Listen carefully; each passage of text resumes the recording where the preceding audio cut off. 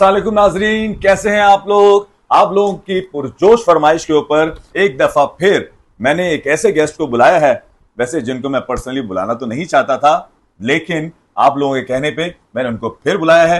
आप लोगों की भरपूर तालियों के साथ हकीम यासीन अली। हकीम साहब, लगता है आपकी नींद का प्रॉब्लम अभी तक हल नहीं हुआ। हाँ, मेरे नींद का मसला जो है ना वो हल हो गया है। वो आज ही हल हुआ है। आज ही हल हो गया? मासूम, ये क्या बात हुई हकीम साहब? हाँ, मैंने नींद की गोलियां खाना छोड़ दी। चलिए, तो जबरदस्त हो गया। हम अपने सवालात का आगाज शुरू करते हैं। आप ये बताइए कि जो लोग 60 से 70 साल के हो जाते हैं और उनको अक्सर ब्लड प्रेशर का मसला और शुगर का मसला और जोड़ों के पट्टों का दर्द का मसला शुरू होता है, उसका क्या हल बता रहे हैं आप? हाँ, इसके लिए आपने 4 लौंग लेने, उनको कड़ी पत्ते में लपेट के छत पर रख देना है 1.5 साल के लिए। 1.5 साल? हकीम साहब, 1.5 साल में तो बंदा इस दुनिया से चला जाएगा। लेकिन ये है कि इस 1.5 साल में वो साथ साथ कब्रों के जो नए डिजाइन है ना, ये भी देखते रहे, क्योंकि हो सकता है कि 1.5 साल में उनका इंतकाल भी हो जाए। लेकिन अगर वो बच गए और उन्होंने मेरी दवाई खा ली, इस चीज की तो गारंटी है कि दवाई खाने के वो बाद 1.5 हफ्ता तो जिंदा रहेंगे लाजमी। अरे, ये तो कोई इलाज ना हुआ कि आपने 1.5 साल वेट करवाया। अच्छा, एक रिसर्च के मुताबिक जो लोग ज्यादा खुश रहते हैं उनकी जो एज है वो ऑटोमेटिकली बढ़ जाती है। क्या कहते हैं इस बारे में आप?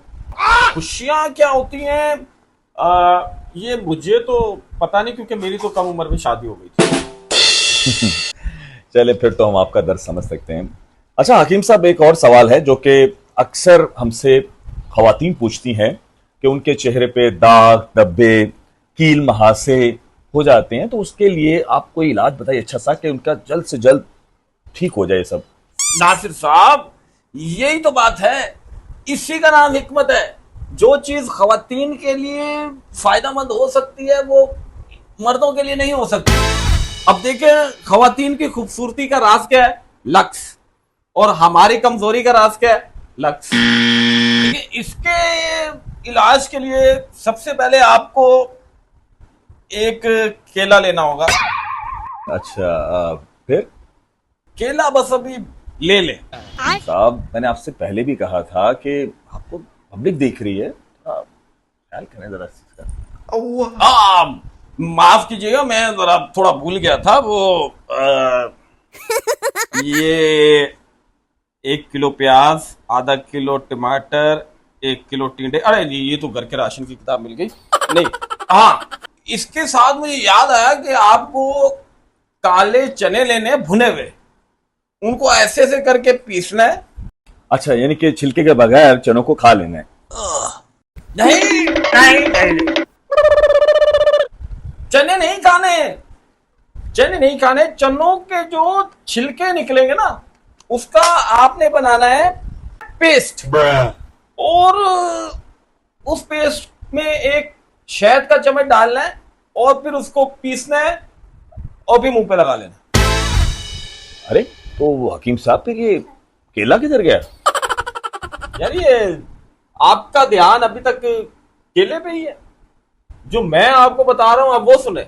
हकीम मैं हूं या आप हो? मैं अगर आपको अपना अपना बताना तो आप यहां आ जाए, मैं वहां चला जाता हूं। अरे हकीम साहब, तो बुरे मना गए, आप जारी रखें प्लीज। हाँ, तो मैं आपसे कह रहा था कि जब आपने पेस्ट बना लेना है चने के छिलकों का और शहद का 1 चम्मच डालकर, तो उसको मुंह पर लगाने के बाद आपने केला खा लेना। इससे ये फायदा होगा कि आपके जो चेहरे पे कील, हथौड़ी, पाना, छाइयां, छैया, ये सब खत्म हो जाएगा। अच्छा अच्छा, जी जी, मैं समझ गया कि जो केला है वो पेस्ट लगाने के बाद खाना है। चले चले, छोड़ें सब इन बातों को। आप ये बताइए कि आप सिर्फ किचन में पड़ी हुई चीजों से इलाज करते हैं या आपने खुद भी कुछ कोई दवाई शवाई बनाई है? मैंने खुद से एक दवाई बनाई है, लेकिन वो थोड़ी महंगी है। अच्छा, तो आपकी दवाई कितनी महंगी है? 150 की है। 150 रुपए? 150 रुपए तो महंगी नहीं है। अरे नासिर साहब, 150 भी लोगों के लिए महंगा है। महंगाई का जमाना है, इसलिए लोग 150 भी खर्च करने के लिए तैयार नहीं है। अच्छा चले, दवाई तो दिखाएं, आपने दवाई कौन सी बनाई है? ये है मेरी दवाई।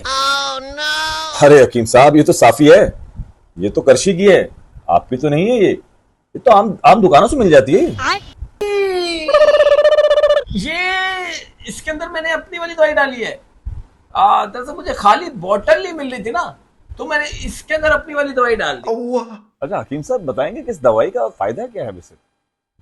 इसका फायदा ये है कि जैसे एक कमरे में 10 लोग बैठे होंगे ना, तो इस दवाई के पीने के बाद आपको ये पता लग जाएगा कि इनमें से किस बंदे ने दाल खाई हुई है।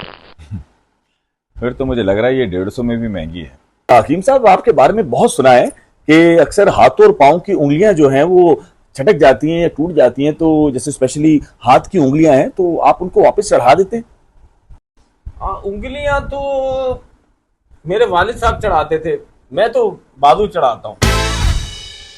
अच्छा, तो फिर हमारी एक मेकअप आर्टिस्ट हैं, तो उनका हाथ जो है ना थोड़ा डिसलोकेट हो गया है, तो अगर आप उसको फिक्स कर सकते हैं या ठीक कर सकते हैं तो मैं उनको बुला लेता हूँ। जी जी, बुलाएं उसको, अभी मसला हल करके देते हैं। अच्छा मुस्कान बेटा, आप जरा फ्लोर पे आइएगा। जी हकीम साहब, ये हैं हमारी मेकअप आर्टिस्ट। आपके इस हाथ में प्रॉब्लम है?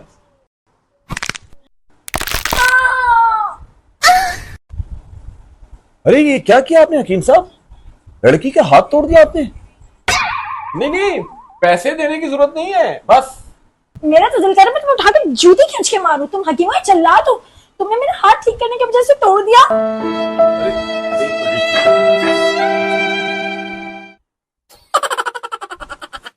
अरे हकीम साहब, आपने उसे हाथ तोड़ दिया, इलाज तो बता दे। हाँ, इलाज तो बताते हैं, लेकिन उनको कहना कि पहले 2 महीने तक डॉक्टर से प्लास्टर करवा ले, फिर उसके बाद मैं इलाज शुरू करवा दूंगा। जी तो नाजरीन, जैसा कि आप जानते हैं कि हकीम साहब ने हमारी मेकअप आर्टिस्ट की हड्डी को तोड़ दिया है, तो हम इस प्रोग्राम को यहीं पे खत्म करते हैं और इंशाल्लाह आपको नेक्स्ट हफ्ते एक नए गेस्ट के साथ मिलेंगे। तब तक के लिए हमें इजाजत दीजिए। अल्लाह हाफिज।